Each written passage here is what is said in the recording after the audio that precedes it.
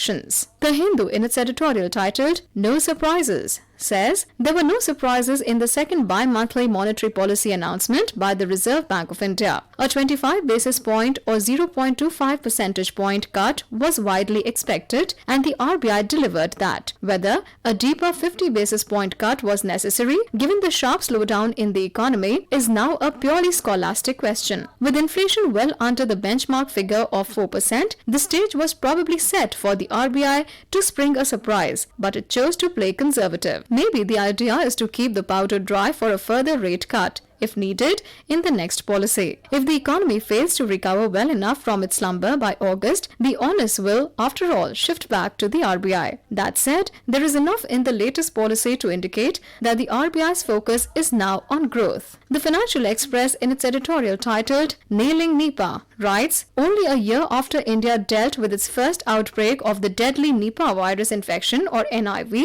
it had claimed 17 lives between late May and early June 2018. Another case of the infection was confirmed in a 23-year-old from Kerala. As many as 314 people with whom the patient is supposed to have come in contact have been placed under quarantine. 8 districts in Karnataka and 7 in Tamil Nadu have been put on high alert. While government response across states has been swift, ensuring interdepartmental coordination for administration and preparing isolation and intensive care wards, the second outbreak shows very little has happened on containing infection and preventing recurrence after last year's outbreak. Given the limitations of the public health care infrastructure, the virulence of the pathogen and the deadly nature of the infection, prevention can mean the difference between a freak solitary infection and an epidemic. The Asian Age, in its editorial titled "No Such Thing as a Free Ride," says the Delhi government's plan to make travel for women free is a double-edged sword. It might benefit womankind in encouraging them to move around freely to suit their multitasking ways while offering them the higher security of travel by metro. This would, however, prove to be a drain on government finances that will be owed to reckless spending on freebies with an eye on elections and the creation of a gender vote bank. If an estimated 20 lakh women commuters a day are not to be charged, the revenue outgo may be up to rupees 800 crores a year, and the Delhi government would have to compensate the centre. However, free travel might mean women would feel liberated without having to think of how to pay for the commute to work every day out of the monthly budget. The Tribune, in its editorial titled "Custodial Deaths," writes, sensitivity and regard to the life and dignity of an accused in police custody is expected of the law enforcement officials concerned, as the progressive worldview is increasingly laying premium